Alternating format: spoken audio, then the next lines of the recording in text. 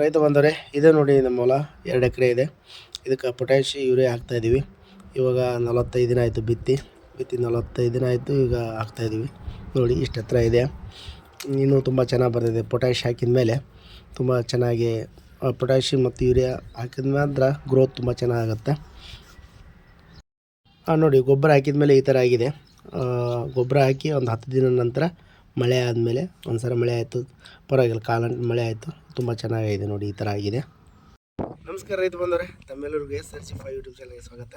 ನಾನು ಕಳೆದ ಒಂದು 10 ದಿನದಿಂದ 2 ಎಕರೆ ಇದೆ. ಇದು ಟೋಟಲಿ 2 ಎಕರೆಗೆ ಏನಪ್ಪ ಅಂತಂದ್ರೆ, ಎಕರೆಗೆ ಒಂದು 25 kg ಹಂಗೆ ಯೂರಿಯಾ ಮತ್ತು ಪೊಟ್ಯಾಶು ಮತ್ತು 18-46-0 ಅದನ್ನು ಹಾಕಿದ್ದೆ. ಒಂದು ವಾರದಿಂದ, ಕಳೆದ ಒಂದು 8-10 ದಿನದಿಂದ. ಇವಾಗ ನೋಡಿ, ತುಂಬ ಚೆನ್ನಾಗಿ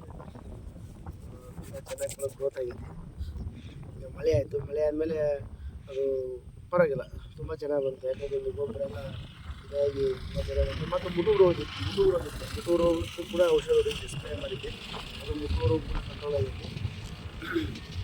ಇದು ವಿಡಿಯೋ ಮಾಡೋ ಉದ್ದೇಶ ಏನಪ್ಪ ಅಂತಂದ್ರೆ, ಒಂದೊಂದು ಸ್ಪ್ರೇ ಮಾಡಿರ್ತೀರಲ್ಲ ನಾವು, ಅದು ಇನ್ನೊಬ್ಬ ರೈತರಿಗೆ ಅನುಕೂಲ ಆಗಲಿ ಅನ್ನೋದು ಉದ್ದೇಶದಿಂದ. ಮುಟೂರು ರೋಗ ತುಂಬ ಕಂಟ್ರೋಲ್ ಆಗಿತ್ತು. ಈಗ ಕಂಟ್ರೋಲ್ ಆಗಿತ್ತು ಅಂದರೆ, ಎಲ್ಲೇ ಒಂದು 100 ಗಿಡದಾಗ ಒಂದು ಗಿಡದಾಗ ಎಲ್ಲೇ ಒಂದು ಕಾಡುತ್ತೆ, ಅದು ಬಿಸಿಲಿಗೆಲ್ಲ ಸರಿ ಹೋಗುತ್ತೆ ಅಂತ ಒಂದು ನಂಬಿಕೆ. ಸರಿ ಹೋಗುತ್ತೆ ನೋಡಿರಿ. ಇದು ಏನಂತಂದ್ರೆ, ಮುಟೂರು ರೋಗ ಮತ್ತು ಕೀಡಿ ಏನು ಹೊಡೆದಿದೆ ಅದೆಲ್ಲ ತುಂಬ ಕಂಟ್ರೋಲ್ ಆಗಿದೆ. ಮತ್ತು ಇನ್ನೊಂದು ಏನಪ್ಪ ಅಂತಂದರೆ, ಅತಿ ಮುಖ್ಯವಾಗಿ ಪೊಟ್ಯಾಷ್ ಹೊಡೆದಿದೆ. ಕಳೆದ ಒಂದು ವಾರದಿಂದ ಹೊಲ ಹೆಂಗಿತ್ತು ಅದು ಕೂಡ ಯೂರಿಯಾ ಪೊಟ್ಯಾಷ್ ಗೊಬ್ಬರ ಹಾಕಬೇಕಾದ್ರೆ ಒಂದು ವಿಡಿಯೋ ಮಾಡಿದ್ದೆ. ನೀವು ನೋಡಿದ್ರಿ ಬೆಳೆ ಹೆಂಗಿತ್ತು ಅಂತಂದು.